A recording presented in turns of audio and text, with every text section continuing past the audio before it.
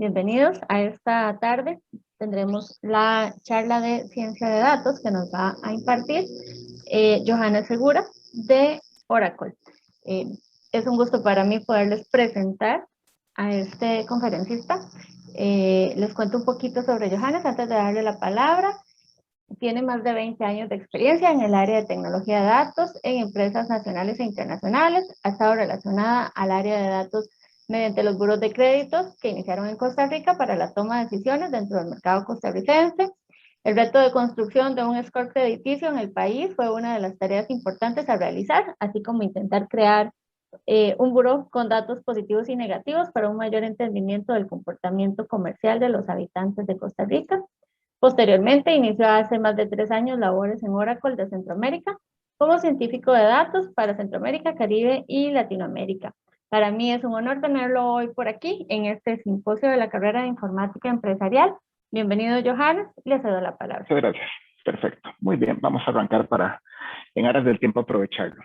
Vamos, como vienen de almuerzo un poco, yo me imagino que todos son un poco millennials, pero los profesores se van a reír con la dinámica que inicia. Pero esto es para tratar de entender los datos, ¿ok? Entonces, un poco es lo que viene. Bueno, esto es, obviamente, la participación de nosotros es a través de Oracle Academy, y gracias a Oracle Academy es que, bueno, estamos pues acá. Obviamente es una de las ramas que tiene Oracle, y a partir de ahí, entonces, ustedes están, pues obviamente, compartiendo con alguno del personal que tenemos en la región de Centroamérica, ¿ok? Entonces, posiblemente, ya con solo ver, posiblemente Michael sí se acuerda, una vez teniendo una conversación dentro de la oficina con algunos chicos, decían, yo no puedo creer que ustedes hacían este tipo de cosas. Yo no soy millennial, tengo 44 años.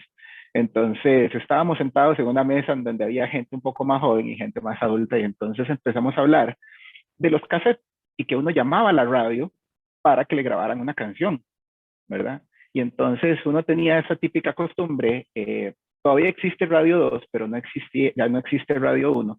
Radio 1 tenía en las tardes algo que se llamaba Concierto para Enamorados, y posiblemente algunos de los chicos van a decir que es ridículo hacíamos nosotros en esa época. Usted llamaba a Radio 1, que en paz descanse Rupert Alvarado, si se acuerdan que era el locutor. Usted lo que hacía era que llamaba y decía, quiero dedicarle la canción tal a la fulanita y dígale que la amo mucho, y entonces estaba en radio diciendo todo el amor que sentía por las personas, y le decía, y le quiero dedicar esa canción, y por favor para grabar.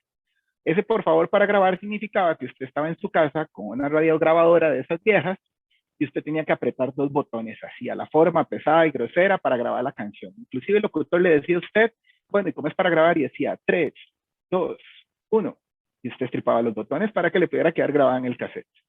¿Por qué esta historia? Porque realmente fue la forma en que arrancaron muchas de las situaciones, inclusive ver el avance de la música en la era digital es muy diferente. ¿Y por qué contar eso? ¿En qué terminó la música hoy en día? En esto, en algo sumamente pequeño, en donde ya no son 5 o 10 canciones que caben, sino que estamos hablando de cientos o miles de canciones que usted puede andar de manera portátil. Vamos con la siguiente. Yo me acuerdo que cuando yo iba a la escuela, la televisión arrancaba como a las 11:30 de la mañana acá en Costa Rica. Y ese fue de los canales más vistos que todavía sigue existiendo. Teletica tiene 60 años, creo, si no me equivoco, o 60 y algo. Entonces era muy normal que usted saliera a la escuela corriendo a esperar y llegar a la casa, ver el trencito, porque también eso era otra cosa, como no era 24 horas, empezaba más o menos como a las 11 de mediodía, la transmisión de Teletica, y entonces llegaba y se sentaba al frente de un tele, que generalmente muchos tuvimos tele, inclusive yo fui el control remoto de mi casa. El control remoto era siempre el más pequeño, lo hacían levantarse que cambiar el canal, ¿ok? Entonces, muchos tuvimos televisión en blanco y negro, y usted llegaba y se sentaba al frente del tele que estuviera prendido, pero no había nada. Lo que habían eran unas rayas hasta que empezaba la transmisión, y en efecto empezaba, no sé, 11:30, 12, y entonces ahí empezaba la transmisión, salía el trencito de Teletica, así en blanco y negro, y ahí empezaban a dar, casi siempre daban un par de temas infantiles y ya después daban las noticias. ¿Y en qué termina la televisión hoy en día? En esto. Ya la televisión natural, posiblemente casi ninguno de ustedes la ve, posiblemente muchas personas aún siguen pagando televisión solo tal vez por ver las noticias o por ver los partidos de fútbol, pero que alguien quiera ver cable hoy en día o que quiera ver alguna sintonía es muy poco. El streaming realmente es lo que genera hoy en día, y por eso hay tanta competencia. Y el tercer caso que me gusta sacar es muchos también jugamos con estas consolas, algunos de los viejitos cuando empezaron los juegos, y jugábamos Frog y algunos de los juegos más antiguos que existen, jugamos en estas consolas. ¿Y en qué terminaron los juegos hoy en día? En realidad virtual. Y todavía nos falta mucho en esa línea. Por ahí voy a sacar, además, inclusive en el siguiente slide saco un tema muy interesante. Entonces vean cómo realmente uno a veces piensa que la tecnología, estamos hablando más o menos de 30 años, ¿ok? No estamos hablando de 100 años. Uno me acuerdo que las películas de los 90, por ejemplo, siempre me gusta dar estas alusiones, por ejemplo, exactamente eso. En los 90 hay una película que salía Silvestre Stallone, no me acuerdo, que era toda futurista, llegaba a la casa, estripaba un botón y entonces salía una cámara y uno decía, wow, en el futuro uno puede hacer videollamadas y ya lo tenemos como algo totalmente natural. Estamos hablando 90, han pasado algunos años y ya eso es una realidad y uno sí en el futuro, como si fuera algo muy lejano. Lo mismo sucedía, me imagino que muchos vieron una película que se llama Minority Report, que exactamente capturan a la persona antes de que haga un delito. Ya eso está sucediendo. Hay una noticia de hace 2 años en donde la policía en Italia construyó un algoritmo, a través de un algoritmo, trató de empezar a predecir dónde iban a robar y en efecto exactamente llegaron a una casa y el ladrón estaba entrando. Entonces vean que este tipo de situaciones en donde uno piensa que el futuro está muy lejano, es la realidad que hoy tenemos. ¿Ok?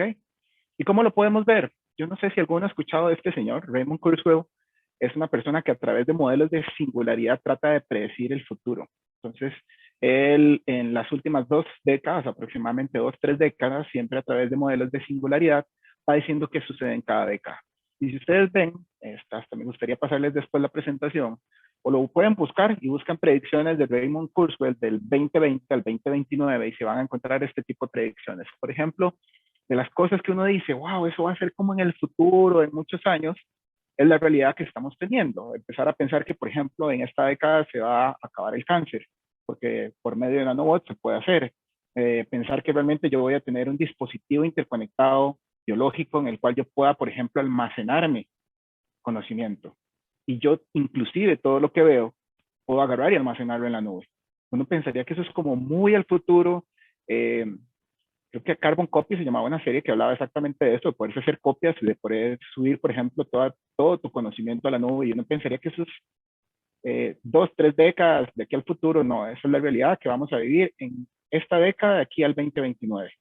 Muchas de esas predicciones uno diría, tal vez el tipo está medio loco y nunca lo pega. La accuracy que él tiene es de un 84% sobre sus predicciones que se dan en la década que él dice que se dan. Y a veces lo que falla es que es en los siguientes años de la siguiente década que algunas de esas predicciones que él dijo que se van a dar, en efecto ocurren. Entonces, ¿por qué esto? Para pensar desde el tema de ciencia de datos, a veces uno cree que realmente está haciendo, que estamos muy lejos en algunas cosas dentro de la parte de inteligencia artificial, dentro de la parte de cómo realmente procesar y manejar información, y de ahí que realmente un poco es ese panorama que yo quisiera darles hoy de por qué la nube, por qué realmente es un habilitador la nube de lo que las empresas están haciendo.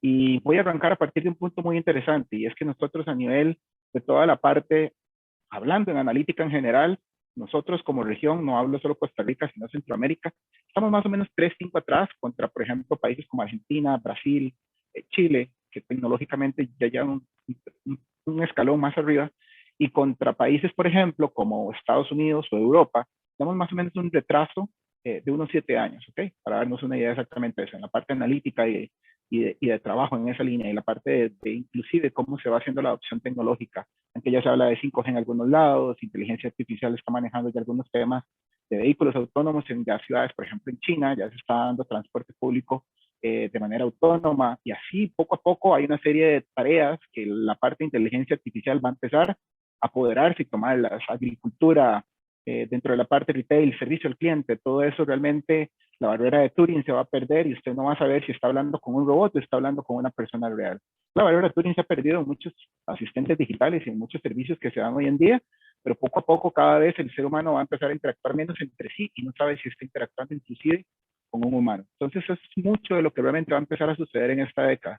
Y todo esto, el habilitador siempre ha sido la nube desde ese sentido de poder entrenar algoritmos, de poder trabajar en esa línea para que en efecto exactamente la inteligencia artificial empiece a dar este salto. ¿Okay? ¿Qué sucede exactamente? Empecemos a hablar a partir de datos. Entonces ahí quería comentarles. Vean todo lo que sucede realmente hoy en día en un minuto. En un minuto exactamente cuántos correos electrónicos se dan, cuántas, por ejemplo, vistas de, por ejemplo, TikToks, compras en línea, cuántas suscripciones se tienen en Netflix, cuántos, por ejemplo, conexiones hay dentro de LinkedIn, cuántas personas, por ejemplo, por minuto están trabajando, haciendo scrolling en Facebook y así continuamente si sacamos cualquiera de las aplicaciones y servicios que están ahí, tweets que se dan. Entonces, piensen a partir del volumen de datos que nosotros estamos generando y a partir de exactamente esta era digital y la huella digital que estamos dejando en todos estos servicios, quiere ser aprovechada. Y no solo las big companies quieren sacar provecho de ello, sino que en efecto hay mucha información que las empresas hoy en día que estamos dejando en ese rastro digital quieren aprovechar para, obviamente, todos los temas empresariales. Entonces, empieza a suceder que toda esta información tampoco es información estructurada. Venimos trabajando mucho sobre información siempre de tratar de analizar nuestras bases de datos, de tener un warehouse, de hacer una serie de procesos, y de ahí quiero un poco empezar a entrar en esa línea de cómo podemos explotar hoy en día los datos y cuáles son las herramientas hacia las cuales hoy en día se está moviendo todo el tema de ciencia de datos. ¿Okay? Entonces, uno de los puntos interesantes que también está sucediendo es que uno, si se devuelve unos 5 o 6 años atrás, cuando se hablaba del tema, por ejemplo, de ciencia de datos, pensar en buscar un científico de datos era como buscar un ornitorrinco porque era un bicho raro, que era un geek, que tenía que saber de matemática, estadística, que también tenía que saber de negocio y que tenía que ser como un gurú y costaba mucho. Y por eso que en efecto en los primeros años que empieza a verse este rol, hoy en día es de los más comunes y que en efecto las empresas lo están pidiendo, pero en algún momento era como algo realmente que era muy poco buscado. Hoy si ustedes entran a LinkedIn ven que en efecto se está ocupando muchas personas en esta línea de ciencia de datos y lo que ha venido sucediendo es exactamente eso. El perfil ha cambiado, viene cambiando en algunos temas de los skills que se necesitan, de realmente las necesidades. Y si ustedes entran a LinkedIn se dan cuenta que están ocupando en Costa Rica y en Centroamérica cualquier cantidad de personas con este perfil. Si a ustedes les interesa, hay mucha demanda dentro del mercado, hay mucha demanda dentro de la parte de análisis de datos, en efecto. Y parte de por qué realmente hablar desde esta línea es que cuando se pensaba exactamente en ese perfil de científico de datos, se ocupaba alguien que supiera mucho de estadística, de modelos matemáticos, de la parte de programación, y entonces le pedían ahí que supiera Python, que supiera R, que supiera o Julia, o que supiera, por ejemplo, inclusive SQL, y la lista era infinita. Entonces eso lo que hacía era que eran perfiles sumamente complejos. La nube hoy en día empieza a volverse un habilitador en ese sentido. ¿Por qué? Como volvíamos a hablar, esta parte de, por ejemplo, análisis de datos, la inteligencia artificial no está fuera de empezar a tomar tareas, de empezar a intervenir y de empezar a hacer que estos procesos sean más simples y más sencillos. Y obviamente, del lado de los analistas de negocios, son las personas que nos encontramos en cualquiera de las empresas, gente que tiene mucho tiempo, que conoce el rol y el giro de negocio, lo conoce muy bien, exactamente tiene eso, tiene el poder del conocimiento de qué hay dentro de la empresa, cómo son las operaciones, qué necesidades existen y cómo resolver esas necesidades. Entonces no tiene los otros skills. Entonces lo que hoy en día realmente está sucediendo dentro de la nube es tratar de unir estas dos partes y ahí salió en los últimos aproximadamente 2 años, año y medio, un concepto que se llama científico de ciudad, científico de datos de ciudad o Citizen Data Scientist. ¿Qué viene a hacer esto? Que realmente lo que va a hacer es bajar un poco esas barreras, porque la inteligencia artificial puede hacer mucho de esto que estamos viendo, de la parte matemática, de la parte estadística, de la parte inclusive de programación, tratar de simplificarlo, porque antes la lista era interminable de necesidades. Cuando se habla de Big Data, el ecosistema es sumamente amplio, entonces si yo necesito trabajar en Big Data, yo me voy a pedir a una persona que supiera programar en 5 lenguajes y que al mismo tiempo supiera cómo manejar un clúster. Eso es imposible, tener un rol que realmente sepa de todas esas capacidades, cuesta mucho. Entonces, poco a poco, la tecnología viene apoderándose a través de inteligencia artificial de muchas de esas tareas. ¿Okay? Entonces, para empezar a partir de ahí, necesitamos empezar a entender ese mundo de qué va a empezar a suceder en la nube, porque en la nube es donde se está empezando a volver todo este elemento de innovación. Si no han escuchado el concepto de Lakehouse, Lakehouse viene siendo como la parte más revolucionaria en donde la mayoría de empresas hoy en día están hablando ya no de warehousing. La warehousing empieza a quedar atrás y empieza a hablarse de un lago de datos unido con la parte de warehousing. Entonces de ahí sale exactamente este concepto de Lakehouse, que la mayoría de empresas ya están haciendo un abordaje. Esto es como el ecosistema, ustedes estuvieron con Jeffrey ahora, y parte exactamente del ecosistema que nosotros tenemos en nube, tiene dos componentes muy robustos, tanto la capa de manejo de datos, que la vamos a empezar a hablar, como las herramientas de explotación. ¿Okay? Entonces, esos son los dos componentes sobre los cuales vamos a empezar a hablar un poco para entender en la nube. ¿Qué es lo que está haciendo al final en este punto Oracle en ese sentido dentro de OCI? Lo que se ocupa de las empresas hoy en día es buscar una plataforma en donde ustedes puedan unificar, que tenga un concepto totalmente de apertura, en donde la mayoría de herramientas que se están dando y que son tendencia dentro del mercado, llámese Python, llámese R, llámese, por ejemplo, diferentes formatos en los cuales yo pueda almacenar información, procesarla y analizarla. Entonces, que yo pueda tener exactamente ese punto repositorio universal en donde pueda volcar cualquier dato y sacarle el valor. Acuérdense que realmente al final uno de los elementos más importantes dentro del tema de ciencia de datos, me gusta porque hay una imagen ahí como unos leguitos. Al final los datos son datos, no tienen valor por sí solos, pero si yo empiezo con leguitos a ponerlos por color y ordenarlos, empieza a volverse información, pero si yo agarro y nada más los ordené por color y no los empiezo a armar, pues obviamente no se llega a nada. Pero si yo empiezo a armar una casa con esos legos, porque son legos de una casa, ya yo no solo tengo exactamente información, empiezo a tener conocimiento de qué es eso. Entonces yo empiezo a entender qué es una casa. Y si yo la termino, empiezo a tener sabiduría de dónde están las puertas, cómo realmente abrir las puertas, cómo está pintada por dentro. Ese concepto de sabiduría es lo que todas las empresas hoy están tratando de buscar. Por ahí hay un dicho que dice que quien tiene mayor sabiduría sobre sus datos, dentro de, por ejemplo, cualquier mercado, ese va a dominar ese mercado. ¿Okay? Entonces, cualquier empresa que llegue a tener sabiduría sobre su data y sobre su información, de verdad va a dominar en el mercado. ¿Okay? Entonces, ¿y eso qué empieza a surgir? Que ya hoy en día no podamos pensar que únicamente el único elemento sobre el cual se puede trabajar es data estructurada. Gran parte de la experiencia que realmente nosotros vemos cuando trabajamos con muchas empresas es que en efecto ahorita todavía seguimos pensando solo en, por ejemplo, montar un warehouse, y a partir de ese warehouse, entonces tener toda la información histórica, tratar de predecir, construir modelos con Machine Learning sobre esa información, pero hay un universo y un ecosistema, como lo estábamos viendo en los slides previos, de información que hoy en día es necesario. ¿Cómo interactúo yo con la información de redes sociales? ¿Cómo interactúo con la información que, por ejemplo, queda en un asistente digital? ¿Cómo interactúo con todos los tipos de archivos de diferentes formatos que hoy en día tengo?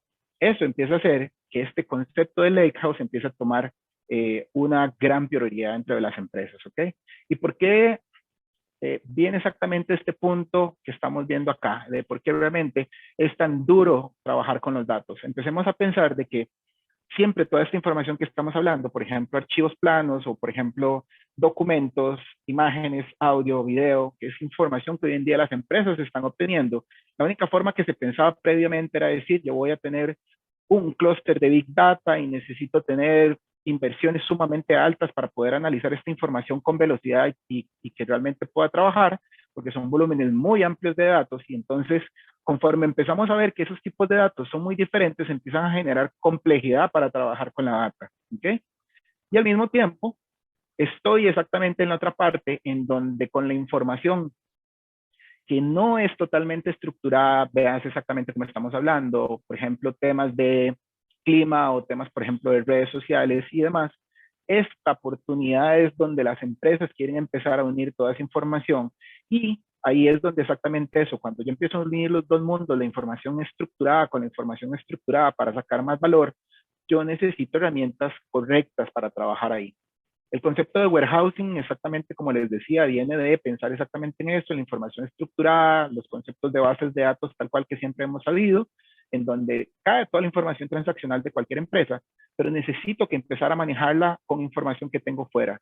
Yo de las cosas que escucho con muchas empresas es eso, necesito, por ejemplo, trabajar con documentos en PDF que se generaron de facturas o que se están generando de expedientes clínicos y así consecutivamente, pero yo necesito mezclar esa data con información que tengo en mis datos relacionales. Ahí es donde entra este concepto del lago de datos o lakehouse, en donde yo mi información estructurada la tengo por un lado, mi información no estructurada también, y necesito empezar a sacar valor y trabajar con ambos mundos. Y de ahí que exactamente es esa evolución que se está dando y que las empresas necesitan tener el warehousing, al mismo tiempo tener este lago de datos, volcar toda esa información en cualquiera de estos lugares y tener una serie de herramientas, un set de herramientas con los cuales yo tenga exactamente volumen, performance inclusive, para poder procesar y trabajar con la data. ¿Okay? Entonces, un poco realmente desde esa línea, hay que pensar que el lago de datos va a tener este tipo de componentes que estamos viendo ahí. Y más o menos eso es una arquitectura sobre la cual viene trabajando no solo nosotros, sino muchas de las nubes y adoptando este concepto que es la forma más innovadora que las empresas quieren trabajar. Por un lado vamos a tener el warehousing, como les decía, pero yo también necesito, cuando empezamos a tener mucho volumen de datos, empieza a suceder algo interesante. Si ustedes ven el ciclo, ahí habla exactamente de un data discovery o un data definition. El tema de gobierno de datos se ha vuelto una necesidad en empresas cuando empiezan a tener múltiples sistemas, cuando empiezan a tener mucha información, empezar a darle gobierno, empezar a ver el valor intangible que posiblemente tenga mucha de la data que yo estoy almacenando. Entonces, yo necesito alguna herramienta que me tenga a mí la capacidad, no solo, por ejemplo, de documentar y gobernar la data que está estructurada, sino la data que también no está estructurada. Por ejemplo, exactamente eso, archivos planos, archivos de texto, archivos JSON, tratar de hacer scrapping sobre esa información y yo empezar a capturar para entender qué es lo que tengo de información y cómo puedo gobernarla, cómo se relaciona con otra información. Entonces, esa pata se necesita mucho. Necesito servicios de inteligencia artificial para automatizar, para preparar la información, inclusive para predecir sobre esta información. Y ahora lo vamos a ver un poco. También necesito herramientas para cómo mover yo esa información. Si, por ejemplo, tengo IoT y necesito capturar información de IoT, o si, por ejemplo, alguno de mis sistemas está generando logs y yo necesito capturar esos logs para poderlos procesar, y cómo muevo realmente de mis sistemas on-premise a la nube información en tiempo real para poderla capturar y poder tomar inclusive información que está sucediendo en mis sistemas transaccionales y la cual realmente es importante y necesito procesarla. Hoy en día el tema de movimiento de datos, entender el ciclo de la información, el valor del dato, inclusive si se tiene que almacenar o no se debe almacenar, es uno de los puntos más importantes y relevantes que poco a poco se tienen que ir tomando en cuenta. Y por último, uno de los temas, como lo estábamos hablando, es cómo puedo yo administrar y manejar servicios de open source, llámese exactamente eso, TensorFlow, Python, R, Scala, Spark, entre muchas tecnologías que son open source, que necesito trabajar con ellas y tener las soluciones necesarias para poder trabajar con todo este ecosistema que está alrededor. Como ven, en el centro siempre está exactamente eso que dice ahí Object Storage, es nuestro lago de datos. Al final el concepto del lago de datos es un repositorio universal sumamente barato. Es un concepto que realmente a mí siempre me gusta comentarlo. En algún momento, unos años atrás, todo el mundo, el Big Bang, el wow, era tratar de entrar y vamos a entrar en proyectos de Big Data, y Big Data se volvió una palabra muy común dentro de las empresas, porque se pensaba que exactamente teniendo un clúster de Big Data todo se podía resolver, y no es que no funcione, sino que obviamente es un tema que cuesta a nivel económico y cuesta también preparar personal para realmente poder hacer esa administración. Entonces ha cambiado un poco dentro de las nubes el concepto en ese sentido, porque el concepto del lago de datos hoy en día cambió. El concepto del lago de datos es tener algún repositorio que sea persistente. A lo que me refiero con persistente es que tenga múltiples copias. Eso es lo que hacía Big Data. Entonces, al yo tener múltiples copias de mi data en una nube, por ejemplo, exactamente ese repositorio, ese storage que yo tengo persistente en diferentes lugares, lo que me hace es que exactamente podría ser el mismo concepto de Big Data, sí, pero la diferencia es costo. Las nubes, casi la mayoría, cuando hablan hoy en día de un lago de datos, estamos hablando de un repositorio persistente que es sumamente económico, tal vez no es tan veloz como yo espero en un clúster de Big Data, pero entonces ahí empieza a entrar todas estas herramientas que están fuera de open source para poder exactamente, por ejemplo, provisionar servicios que son escalables y dinámicos dentro de la nube, darle poder computacional y poder trabajar sobre la información. Entonces ahí es donde yo me apalanco de que mi data que esté en ese lago de datos, yo pueda utilizar diferentes herramientas para tener velocidad y procesar la data. ¿Okay? Y ahora vamos a entrar a ver algunos de los conceptos que están alrededor de esa arquitectura. Uno de los más novedosos que realmente Oracle viene hablando hoy en día y que se ha vuelto bastante interesante es toda la parte de bases de datos autónoma. No sé si algunos han escuchado el concepto de base de datos autónoma, y ahí vamos a ver dos conceptos que son sumamente interesantes. No solo la base de datos en sí, sino realmente cómo yo debería hacer ciencia de datos dentro de una base de datos. ¿Okay? El primero es exactamente eso. Si pensamos que es, por ejemplo, una base de datos autónoma, para explicarlo tal vez, si ya posiblemente muchos llevaron bases de datos, la mayoría de roles y tareas que hacía un DBA, no es que el rol del DBA va a morir, como estamos hablando, inteligencia artificial viene apoderándose de tareas operativas, ya lo hizo en la parte tecnológica. Entonces, el concepto tal cual de nosotros de base de datos autónoma, como lo están viendo ahí, es por un lado la infraestructura sobre la cual se monta, que es Oracle hace muchos años compró algo que se llamaba, una empresa que se llamaba Sun Microsystems, y lo que al final hizo es, si mi software de base de datos es muy bueno, yo también quiero empezar a trabajar sobre una infraestructura que se acople a lo que yo voy desarrollando para el motor de la base de datos. De ahí que obviamente Sun Microsystems se vuelve lo que nosotros hoy en día conocemos como Exadatas, ¿ok? Y entonces ahí viene la segunda parte, que es exactamente eso. Hay una serie de procesos automáticos que la base fueron haciéndosele release, por ejemplo, compresión automática, por ejemplo, indexación automática, y así consecutivamente una serie de procesos que se fueron haciendo de liberación dentro de las versiones del software en sí, que unido con esta pata exactamente de la infraestructura te va a dar performance, pero no nos quedamos ahí, sino que el último que realmente estamos viendo ahí de la parte de automatización del centro de datos, lo que tenemos al final son equipos de inteligencia artificial que están haciendo lo que veníamos hablando, apoderarse de esas tareas que eran operativas y las hace por sí solos. Ejemplo, si yo, por ejemplo, provisiono una base de datos, ustedes saben que una de las cosas más dolorosas para un DBA es la actualización del sistema operativo, la actualización de la versión de la base de datos. Cuando yo tengo que cambiar de versión de base de datos, hay empresas que pasan por procesos muy dolorosos. Y además se tiene que hacer en horarios totalmente fuera de lo normal, posiblemente en una madrugada, poder actualizar de la versión 11 punto algo a la versión 12 punto algo, de la 12 a tal versión, como lo quieran tratar de pensar en esa línea. Y eso me hace exactamente que sean procesos dolorosos, tanto de parcheo del sistema operativo como exactamente de la versión del software de base de datos del motor, o al mismo tiempo exactamente eso, que el performance que se está dando a nivel de la base de datos sea el suficiente. Entonces, este servicio que estamos hablando ahí, exactamente estamos hablando de que se autoactualiza, se autoparcha, se autoasegura y se autorrepara. Entonces, todas las operaciones que eran del ser humano las está tomando, por ejemplo, para crear índices por sí solo. Entonces usted no tiene que indexar la información, él va a aprender qué indexa y qué no. Y a partir de la infraestructura que tiene, inclusive toma decisiones de, por ejemplo, si sube en memory y corre sobre la memoria propia del servicio, en las tarjetas del servicio, puede correr, por ejemplo, un full table scan de una tabla completa que, por ejemplo, tenga 1 billón de registros. Entonces él empieza a tomar ese tipo de decisiones con volúmenes muy grandes de datos para dar el mejor performance que se pueda. Al mismo tiempo, exactamente eso, puede detectar ataques, se autorrespalda sola, crea 60 días de respaldos, y así una serie de tareas que están alrededor para empezar a entender este concepto. Y uno diría, y bueno, ¿qué va a suceder con los DBAs? Bueno, el DBA es una de las personas que más conoce la información de la empresa, y entonces debería empezar a hacer un switch, si empiezan a utilizarse servicios autónomos dentro de la parte de TI, a que realmente es la persona que conoce muy bien de la información y empieza a pensar como un científico de datos, a pensar cómo resolver temas operativos, temas realmente de negocio en lugar de temas operativos de la base de datos. ¿Okay? Entonces, eso es un poco el concepto de base de datos autónoma, y vean cómo realmente la inteligencia artificial va a tomar muchas de las tareas que el ser humano hace hoy en día. El otro punto que está alrededor de esta base de datos es que tiene que ser una base convergente. Aquí hablamos con una base convergente. Estos son elementos que poco a poco se vuelven un tema bastante innovador.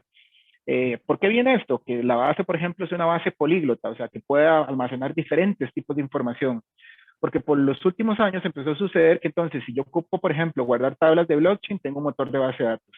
Si ocupo guardar información estructurada, otro motor de base de datos.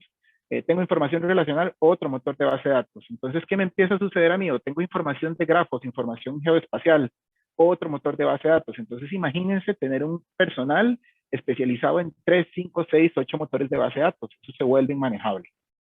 Entonces, ¿qué es lo que ha venido sucediendo? Oracle ha tenido una visión de construir una base políglota, que ustedes puedan guardar información, por ejemplo, de grafos, información espacial, cubos, tablas de blockchain, información relacional normal, y poder trabajar con toda esa data en un mismo repositorio. Entonces se vuelve un sitio de convergencia de diferentes tipos de información. ¿Okay? ¿Y qué sucede alrededor? Si yo puedo almacenar cualquier tipo de dato, también necesito herramientas que estén en la capacidad de trabajarme sobre la data. De ahí que hoy en día la propia base de datos per se tiene una serie de herramientas con las cuales yo, por ejemplo, puedo cargar data de una manera rápida, simple, sencilla, decirle, mira, tengo todos estos archivos JSON, necesito subirlos, tengo todas estas tablas de Excel, necesito subirlos, o estos archivos de texto o CSVs, necesito subirlos porque hoy en este momento necesito hacer un proceso rápido de análisis. Entonces eso genera que no haya una dependencia de múltiples personas para, por ejemplo, exactamente empezar a innovar y dar una celeridad al proceso de análisis de información. El mismo proceso también de transformación, hay herramientas propias internamente en la propia base de datos para preparar, para limpiar. El rol de un científico de datos, casi el 65% del tiempo realmente siempre está más en preparar y limpiar la data que realmente correr contra algoritmos matemáticos, y que en efecto es uno de los procesos que más duele: buscar nulos, ver inconsistencias, outliers, cómo manejo outliers, cómo hago limpieza de múltiples datos que tal vez están incorrectos, porque los sistemas informáticos de los cuales viene la data ya vienen con errores y con problemas de cómo debería venir el dato. ¿Okay? Entonces, yo tener herramientas para transformación. Lo mismo sucede si ya yo tengo data curada en ese warehouse y necesito, por ejemplo, construir cubos o modelos en donde, por ejemplo, pueda crear mi fact table con todas sus dimensiones y demás, y que sea ahí mismo, dentro del mismo servicio, sin tener que salirse, yo poder hacer ese tipo de procesos. Generar insights, que data que yo pueda subir, me la pueda explicar, me puede dar, por ejemplo, un enriquecimiento de cómo está mi información. Entonces, esto es, subo la data, le pido que realmente me explique cómo está mi información y él tenga la capacidad de decirme, mira, yo estoy viendo ciertas anomalías en esta columna y en esta columna porque vienen muchos nulos, porque vienen muchos blancos, y entonces yo tengo que empezar a tomar en consideración eso para después con otra herramienta, por ejemplo, trabajar y limpiar la data. ¿Okay? Y al mismo tiempo también cómo trabajo yo información, por ejemplo, espacial, cómo trabajo información de grafos, cómo construyo con Machine Learning, que ahora lo vamos a ver, o cómo inclusive puedo construir de manera rápida sobre tablas de información que tengan en este repositorio autónomo, como por ejemplo puedo construir una aplicación de código de desarrollo de manera rápida, simple y sencilla, sin tanta complejidad, conectada a mi base de datos. Entonces, vean que la suite que estamos hablando es una serie de elementos que me van a ayudar a trabajar de manera más rápida dentro de la base de datos. Entrando en sí en uno de los temas más importantes, al final cuando uno habla de ciencia de datos, lo que hoy en día más se requiere es personal que esté en la parte de Machine Learning y de inteligencia artificial. Entonces, ¿qué es lo que está sucediendo hoy en día en esta parte? Oracle al final tuvo una visión hace aproximadamente, creo que unos 15 años, más o menos. ¿En qué sentido? Empezamos a hablar de que no lleves la data donde están los algoritmos, y eso es muy importante, sino lleva los algoritmos donde está la data. ¿A qué me refiero con esto? En el mercado hay N cantidad de soluciones que puedes trabajar para, por ejemplo, trabajar y entrenar un modelo predictivo. Llámese SAS, llámese SPS, llámese MATLAB, llámese como ustedes gusten, inclusive, por ejemplo, puede ser que ustedes ya estén trabajando con R o con Python y utilizando, no sé, RStudio, Jupyter, lo que ustedes gusten. Pero ¿qué es la gran problemática que estamos teniendo desde esta línea cuando exactamente usted piensa en sacar la data fuera para poder trabajar? ¿Qué es lo que sucede? Estás atado al poder computacional que tengas ahí, fuera. Entonces, ¿qué es lo que empieza a suceder? Que si estás trabajando desde tu portátil o, por ejemplo, dentro de la empresa existe un servidor con ciertas capacidades, y venimos hablando de que las empresas hoy en día tienen mucho volumen de información, llámese exactamente tablas con 400 millones de registros, tablas con 1.000 millones de registros, no las vas a poder mover fuera y empezar por sacar la información fuera de la base de datos, además del tema de seguridad, que no es recomendable. Cualquier CISO habla que realmente no es recomendable estar sacando extractos de información y tenerla desperdigada en diferentes soluciones y herramientas. La lógica hoy en día es tener un punto de consistencia en donde pueda converger toda la data, y que al mismo tiempo que también la data converge en este punto, yo tenga todas las herramientas necesarias para no sacarla. Entonces la mantengo muy segura. ¿Okay? Entonces, ¿qué es lo que sucede ahí? El proceso opuesto es no utilizar herramientas fuera, sino más bien que realmente yo ese repositorio que tenga, y eso es una tendencia que viene dándose, es más bien yo llevar esas herramientas, yo llevar los algoritmos a la base de datos y me apodero del poder computacional que tenga en ese equipo o en ese servicio para, obviamente, por ejemplo, entrenar mis algoritmos, preparar la data, trabajar contra la data. ¿Y qué viene sucediendo en este espectro dentro de Oracle? Seguir pues la misma tendencia del mercado. Dentro del propio servicio de la base de datos hay algo que se llama Oracle Machine Learning. Dentro de Oracle Machine Learning ya hay de caja aproximadamente que unos 100 algoritmos en la parte de scripting. La mayoría de algoritmos que hoy en día se utilizan están para clasificación, para clusterización, para aprendizaje supervisado y no supervisado, de lo que más se está utilizando, por ejemplo, hoy en día en tendencia, por ejemplo, XGBoost, que es uno de los algoritmos más utilizados, un poco complejo, pero que se están usando hoy en día en toda la parte de ciencia de datos, ya está dentro de la base de datos. Entonces, venimos poco a poco incorporando la mayoría de algoritmos de predictibilidad dentro de la base de datos. Y ahora uno diría, bueno, no nos quedamos solo con scripting, la base de datos hoy también habla Python. Entonces, la gran ventaja que tenemos, por aquí, si ustedes ven que se habla de notebooks, si algunos conocen, obviamente Jupyter es de los más utilizados. Nosotros nos fuimos por Apache Zeppelin porque es multilenguaje. Ustedes en un mismo notebook de Apache Zeppelin, por ejemplo, ustedes le ponen por ciento Markdown y él habla Markdown, y después unas celdas más abajo, ustedes le ponen por ciento SQL y él empieza a hablar SQL, y si le ponen, por ejemplo, por ciento Python, empieza a hablar Python, y si después quieren ponerle por ciento R, y empieza a hablar R. Esa es la ventaja que tiene versus, por ejemplo, trabajar con Jupyter. Si ustedes en Jupyter abren un notebook, él habla solo Python. Y si tienen en Jupyter instalado R, le dicen un nuevo notebook de R, pero solo habla R en el mismo notebook. Acá tienes esa versatilidad de hablar múltiples lenguajes en un mismo notebook. Por eso la parte de Apache Zeppelin. Y como les estaba comentando, ya la base habla R, habla Python, habla scripting de base de datos, SQL, o sea, código SQL para entrenar algoritmos. Y tienes la ventaja que no necesitas sacar la información fuera. Te conectas al mismo servicio en su interfaz gráfica y trabajas desde ahí toda la parte de ciencia de datos. Y pensando en el último elemento que está por ahí, que están viendo que dice AutoML, para explicárselos, vuelvo de nuevo al elemento en donde yo digo, la inteligencia artificial sigue apoderándose de una serie de elementos que hace el ser humano. Entonces, lo que venía pasando de que para hacer ciencia de datos, para entrenar un algoritmo, se ocupaba mucho de la parte matemática y estadística, hoy en día esa barrera bajó. ¿Okay? ¿Bajó en qué sentido? Lo que ha venido pasando es que ya, digamos, esta parte de AutoML o Auto Machine Learning, yo lo que hago es que, por ejemplo, puedo crear laboratorios con mi propia data, en donde ya la tengo en la base de datos y yo le digo, mira, te entrego esta tabla, necesito que me digas cuál algoritmo performa mejor, él monta todo el análisis contra todos los algoritmos que tiene la base de datos y él te dice, oye, el que performó mejor, por ejemplo, fue soporte vectorial de máquinas, de segundo está la regresión logística y de tercero, por ejemplo, redes bayesianas. ¿Ok? Entonces, ¿qué es lo que hace?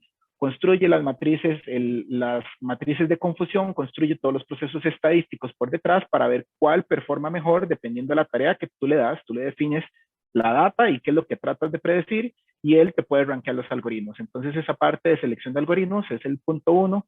El auto feature selection lo que hace es exactamente tomar decisiones. Si tú le entregas una tabla con 80 columnas en un proceso predictivo para entrenar cualquier tarea, tú no puedes poner las 80 columnas porque no va a funcionar.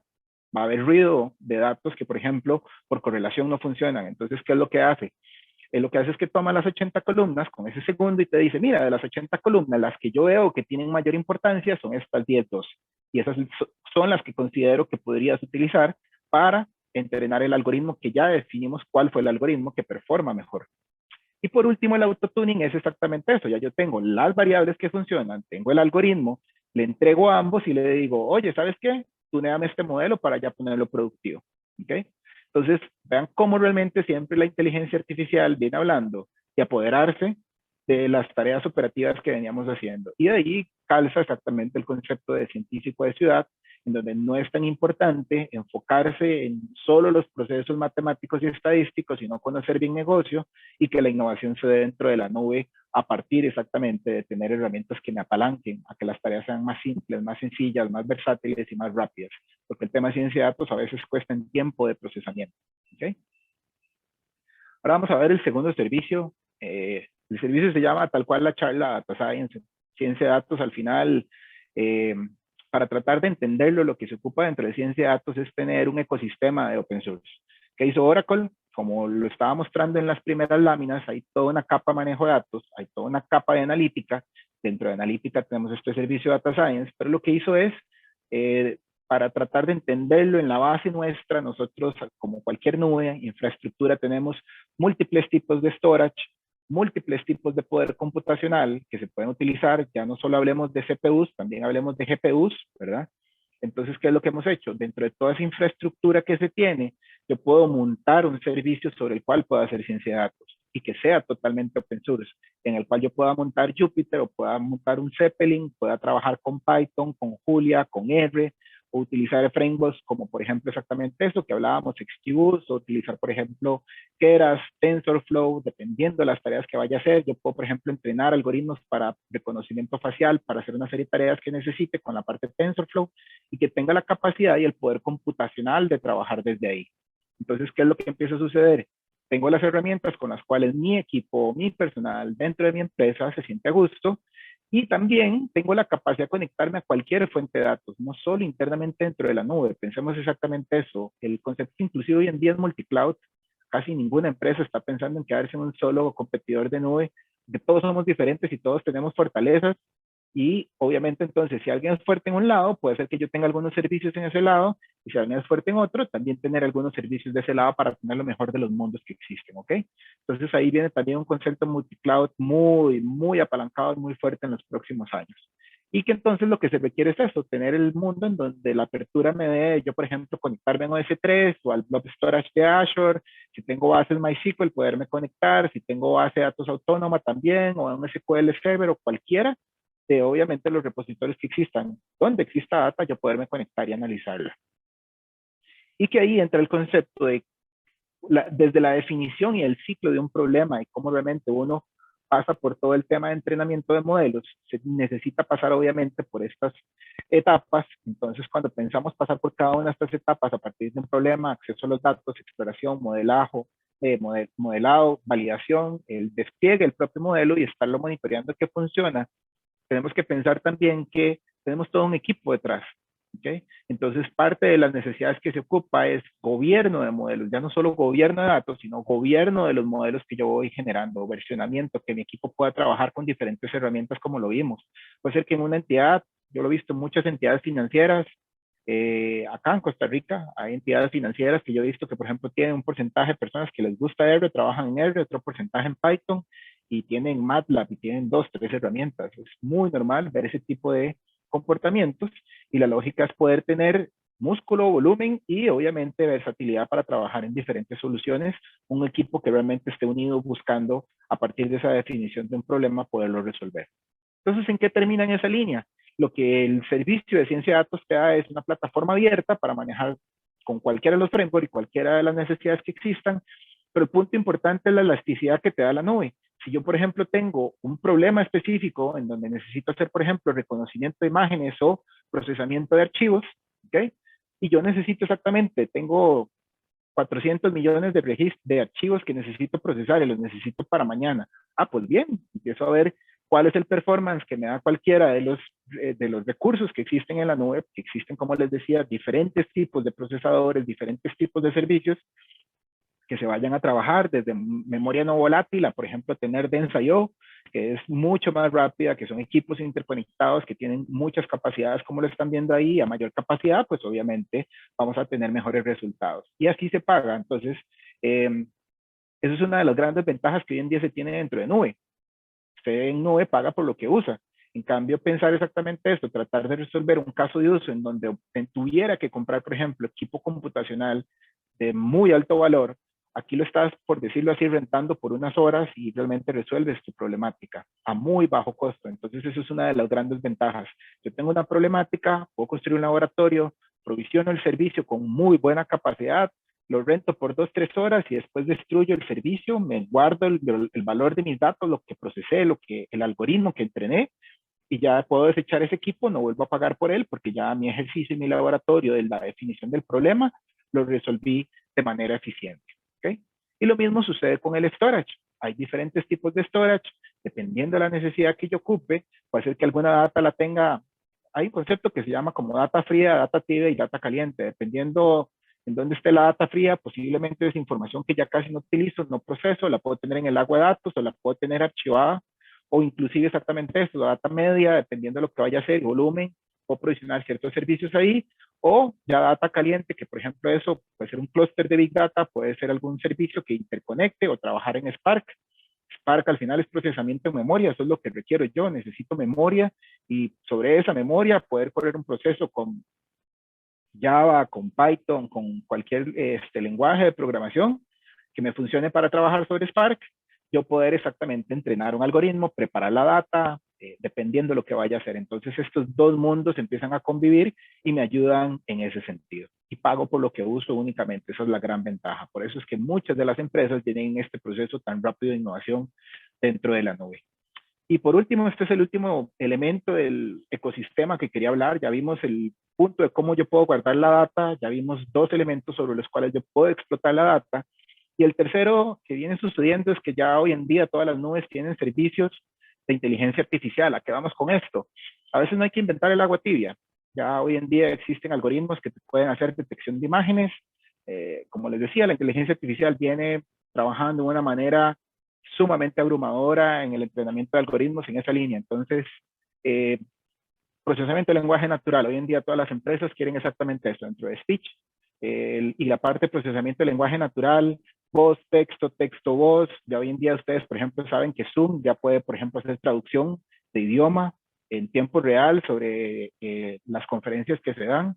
Eso es totalmente procesamiento de lenguaje natural de algoritmos entrenados para la parte de voz. Entonces yo estoy hablando en español y se traduce a portugués y se traduce a alemán y se traduce a inglés al mismo tiempo y en tiempo real. El algoritmo ya está en capacidad de hacer eso. Yo creo que poco a poco vamos a perder un par de años la necesidad de viajar y tener que, por ejemplo, aprender idiomas, sino que obviamente puede haber algún dispositivo interconectado que va a hacer la traducción y ya se eliminó la barrera. Y el procesamiento de lenguaje natural es algo que hoy todas las empresas quieren. A la base más básica también, que hace la parte de speech, es yo tengo texto de mi asistente digital, de mi chatbot que tengo en la empresa, necesito entender qué pasa con las conversaciones, si la conversación fue positiva, fue negativa, fue neutro, de las intervenciones que se dieron, por ejemplo, palabras claves que están dentro de una conversación, dentro de un documento, dentro de un texto. Yo necesito ir a ver de qué se está hablando, por ejemplo, en esa conversación, en esa noticia, por ejemplo, y necesito sacar las palabras claves, que pueden salir direcciones, pueden salir, por ejemplo, lugares, pueden salir personas que están siendo relevantes dentro del texto. Entonces vean cómo yo realmente un dato que es totalmente no estructurado, empiezo a pasar de data cruda a data ya procesada, en donde empiezo a tomar valor y que la necesito mezclar con, por ejemplo, información de mis sistemas transaccionales, de mi warehouse, de otros lugares donde tengo información. Yo tengo clientes, necesito entender el cliente, mis interacciones del cliente, por ejemplo, con servicio al cliente, con un chatbot, con un asistente digital, que es data cruda, proceso, y mezclo entre ambos dos para entender, cómo puedo ayudarle mejor a mi cliente, si realmente mi cliente está satisfecho y no se quiere ir. ¿Okay? El tema de visión, hoy en día, procesamiento de imágenes, reconocimiento de personas, reconocimiento de objetos y demás, se han vuelto exactamente una serie de elementos alrededor que son sumamente necesarios. Ya hablé un poquito de la parte del lenguaje. Y por último, el tema de servicios de decisión. Hoy en día, por ejemplo, está pasando mucho. Yo tengo información transaccional, que ya son algoritmos para meramente de negocio entrenados a nivel de inteligencia artificial, que se dan, por ejemplo, eso. Yo tengo volúmenes impresionantes de información que tiene que ver con, por ejemplo, transacciones. Imaginémonos un Visa, tratar de hacer detección de anomalías sobre transacciones con tarjetas. Entonces, ese volumen que pueda entrar en tiempo real, pasar por un algoritmo y tomar una determinación si esa transacción es fraudulenta o no. O es una empresa de gas. Hace poco estábamos viendo un caso, lo estábamos llevando acá en la región. Trinidad y estos países tienen muchas plantas de gas. Entonces, ¿cómo yo puedo implementar que todos los IoTs que están dentro de la planta, hablemos de 8,000, 10,000 sensores que cada segundo generan una señal? Entonces, pensemos exactamente en la volumetría que se da para tratar de entender mantenimiento preventivo de las plantas, que no se dañe un equipo que cuesta mucho, que tiene un valor sumamente alto, que está, por ejemplo, en una planta petrolera, en una planta de gas. Si se daña, estamos hablando que hay pérdida por exactamente, digamos, fuga, escape o al mismo tiempo inclusive el equipo en sí, si se daña o no se le da el mantenimiento adecuado, sea una pieza que cuesta $1,000,000. Entonces, ¿qué es lo que se hace con ese tipo de procesos?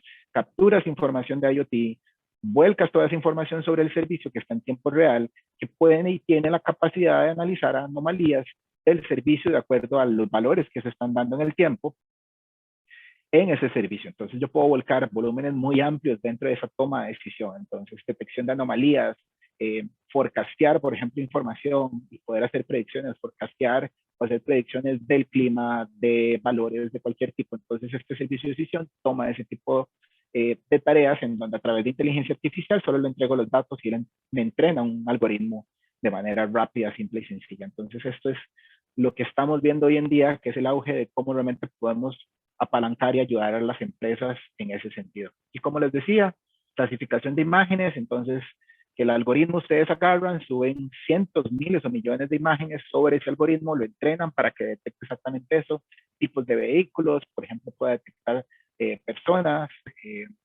Yo no sé si han visto, me imagino que algunos vieron una serie que se llama Coded Bias y todo el tema que va detrás con todo el elemento de entrenamiento de algoritmos para la parte de personas, que es bastante interesante, se los dejo por ahí. Y ahora está el código de la discordia también, que está bastante interesante, el documental en Netflix basado en todo lo que es Googler, por si lo quieren ver. A mí me impresionó que en los 90, hasta que se creó Googler como un emprendimiento alemán, me sacó totalmente de, jamás imaginé que hubieran estado tan adelantados, pero la realidad es esa que está pasando. Igual exactamente eso, detección de objetos, de poder detectar, por ejemplo, árboles. Ya toda la parte de inteligencia artificial está haciendo una serie de tareas. Yo puedo pasarle fotografías en blanco y negro y las puede colorear de manera digital. Yo puedo pasarle exactamente eso, pinturas, objetos y que ya los reconozca y entonces me determine dentro de marcas de refrescos de soda cuál es o tipos de vinos y me recomienda exactamente, me diga cuál vino es y cuál es la puntuación que tiene. Todo este tipo de elementos ya se están dando para el reconocimiento de objetos y recomendaciones alrededor de lo que él está viendo. Y de ahí se dan todos los casos de uso que hoy en día vemos. Por ejemplo, exactamente eso. Si yo tengo a partir de imágenes una anomalía, por ejemplo, un farol quebrado, yo soy una empresa, por ejemplo, que alquila vehículos o que tiene una flotilla muy grande de vehículos, poder determinar a partir de cámaras si hay una anomalía en alguno de mis vehículos. O, por ejemplo, exactamente esto, conteo de personas en una zona específica. En grandes ciudades, por ejemplo, ver cuántas personas se mueven por tráfico. En Nueva York, por ejemplo, eso sucede mucho. Hoy en día, inclusive ya cuando 5G empiece a salir, vamos a tener la capacidad que ustedes no van a tener que ir al supermercado. El supermercado lo va a poder hacer por sí solo la refrigeradora. Puede autotomarse una foto, ver productos que hay, sabe por dónde está el nivel del producto y puede inclusive a través de 5G mandar la lista de compras al supermercado y usted espera que le llegue al frente de su casa. Esa es la realidad que va a empezar a suceder con detección de objetos, con exactamente eso. A partir de los seres humanos, ya hoy en día estamos en la capacidad de detectar si está molesto, si está contento, si está feliz, quién es esa persona, y así consecutivamente. Y lo mismo sucede en voz. El tono de voz hace varios años ya venía dando índices de si una persona está feliz, si está contenta, si está deprimida. Y hay algoritmos entrenados hace 6, 8 años que hablan de, por ejemplo, cómo conectar en los hospitales, que de acuerdo al tono de voz se pueda predecir de que si la persona está deprimida, levante una alerta y, por ejemplo, pueda llamar al 911 o pueda estar en un FLAG esa persona que tiene temas depresivos. Entonces, todo eso hoy en día es una realidad de lo que está sucediendo dentro de inteligencia artificial. Bien, terminé como con 5 minutos antes. Yo sé que iba un poquito rápido, pero quería abarcar todos los puntos. No sé si hay alguna pregunta, alguna aclaración que quieran. Con mucho gusto podemos aprovechar para abrir debate 1 minuto, 2, no sé, si gustan. Gracias, Johannes. La charla estaba tan interesante que yo creo que todos estábamos muy concentrados. Y sí tenemos unas cuantas preguntas, pero antes de contarles sobre las preguntas que tenemos, quisiera agradecer porque la participación en esta actividad ha sido increíble. Hemos llegado a tener 212 participantes y tenemos personas, estudiantes, profesores y también estudiantes de un colegio científico. Entonces quisiera como Qué bueno. contarles un poquito. Tenemos la participación del Colegio Científico de Guanacaste, que está por aquí, y también de las sedes del Pacífico, Caribe, Guanacaste, Atlántico, el Sur y por supuesto la sede de Occidente. Entonces ha sido muy bien recibida esta charla y voy a proceder a leerte las preguntas. La primera dice que se utilizan transformers. Si utilizamos transformers. Ajá. No entendí bien la pregunta, pero a ver, si empezamos a pensar desde inteligencia artificial, la robótica hoy en día ya está sumamente avanzada. Algunos de los chicos, tal vez de los colegios científicos, les recomiendo, busquen un par de videos de Sofía para entender en dónde estamos hoy en día en la robótica. Hoy en día en China ya existen, vean, a la vuelta de la esquina, no estamos hablando de 20 años. La robótica yo pienso que en menos de 5 años ya va a tomar una serie de tareas que hace el ser humano. Tal vez acá no tanto, pero por ejemplo países como China, Europa, ya posiblemente existan robots que están en la capacidad, por ejemplo, de hacer limpieza, hacer una serie de servicios que hacíamos los humanos. Y, por ejemplo, exactamente eso, transporte público, ustedes tienen que ir pensando, suena medio futurista y a veces complejo, pero hay que pensar desde la línea que, por ejemplo, el transporte público va a ser totalmente autónomo, como lo veíamos en la base de datos, totalmente autónomo, que vamos a dejar de manejar. La película de Will Smith, de Yo Robot, si a alguien le gusta la parte de leer todo esto que vimos en muchas películas, El hombre bicentenario, Yo Robot, son libros de Isaac Asimov de los 50. La inteligencia artificial viene a adoptarse hasta esta década por un tema muy interesante. El poder computacional bajó demasiado. Hoy el día el costo del poder computacional bajó tanto que tiene las capacidades de la realidad que exactamente eso, o Julio Verne o Isaac Asimov pensaba de lo que iba a ser el futuro ya llegó y ya está. La robótica, pensándolo desde esa línea, es una realidad latente que en los próximos 5 años el ser humano va a ser desplazado en muchas tareas, agricultura, transporte, y puedo seguir ahí en la lista, servicios básicos, o sea, ya no se van a ocupar cajeros. Esa es la realidad que va a pasar en 5 o 6 años. Ok, gracias. La siguiente pregunta dice, es de Luis Andrés Lobo. Usted menciona que la inteligencia artificial está automatizando los procesos más estructurados, con lo que abre paso a las bases de datos autónomas. Pero, ¿usted cree que la inteligencia artificial puede automatizar los modelos de análisis, elección de algoritmos y demás tareas de una persona que esté especializada en ciencias de datos? Y en ese caso, ¿qué funciones quedarían para una persona especializada en esa área? Ya lo hace, lo vimos dentro de la presentación, ¿verdad? ¿Qué es lo que queda? Si ustedes ven exactamente, hay un documental, les recomiendo un par de libros, hay un libro que se llama Armas de Destrucción Matemática, de Cathy O'Neil. Ese libro, inclusive ella sale en este documental que estoy hablando de Coded Bias, que está en Netflix. ¿Qué es lo que está sucediendo dentro de la parte de los algoritmos? Ustedes saben que el bias o la varianza es la realidad de mis datos cuando acierta dentro de la predicción versus las veces que él falla. Coded Bias, que es este documental, habla que dentro del reconocimiento facial están fallando los algoritmos y están detectando a personas. Entonces, esto es un tema muy serio. Ya se habla exactamente de la legislación cuando hay vías en un algoritmo preentrenado. A ver, ¿a qué voy? Si yo paso por un algoritmo y un algoritmo por mi reconocimiento facial determina que yo soy musulmán y que soy una persona de riesgo para un atentado en un aeropuerto y me detienen por esto, porque el algoritmo lo hizo, y está totalmente mal entrenado, porque esto es lo que habla el documental, ahí es donde tenemos que nosotros intervenir. Entonces, la inteligencia artificial se va a apoderar de estas tareas, pero va a seguir sucediendo que los algoritmos tienen problemas, y ahí entra un tema muy ético y muy importante de los algoritmos que yo entreno para una tarea, que pueden entrenarse por sí solos, pero siempre van a ocupar que el ser humano supervise, para que entonces, en lugar de más bien mejorar sociedad, más bien estamos en un detrimento. Dentro de este libro de Cathy O'Neil salen casos muy serios de educación, en donde, por ejemplo, hay algoritmos que rankeaban a los profesores y los despedían si no pasaban un estándar específico. Gente que por exactamente pruebas para, por ejemplo, acceder a un puesto, y hay un algoritmo detrás que está tomando cierta data y tomando decisiones, sesgamos a esas personas que tengan acceso a trabajo. Entonces vean que salud, trabajo, son una serie de temas vitales que nosotros en el rol de científicos de datos tenemos que tener la bandera totalmente en alto para ver si realmente estamos haciendo un daño dentro de la sociedad y pensar de manera general. Gracias. La siguiente pregunta es del profesor Álvaro Mena. Dice, ¿cuál es su percepción sobre los perfiles profesionales que requerirán las organizaciones en toda esta grid de alternativas tan poderosas? Asimismo, ¿cómo la universidad puede contribuir para formar estos profesionales? Claro, perfecto. Bueno, yo doy clases en ese sentido, yo doy clases doy clases en el TEC de esta parte, pero para pensarlo bien, a ver, ¿cuál siempre ha sido mi visión desde la parte docente también? Para mí es vital hoy en día que los chicos salgan exactamente, yo se los digo en mis clases, que sepan de computación de cloud, porque todas las empresas van a irse al cloud. Las empresas con el tiempo no van a seguir comprando equipos sumamente caros por el volumen de datos. Entonces, saber de nubes o de cualquier nube. Punto importante. 2, para la parte de analítica, en efecto, tienen que aprender lenguajes como exactamente eso. Julia, Python, R. Hay muchos CIE sobre los cuales se puede trabajar. Entonces, empezar a saber sobre esos lenguajes es sumamente vital.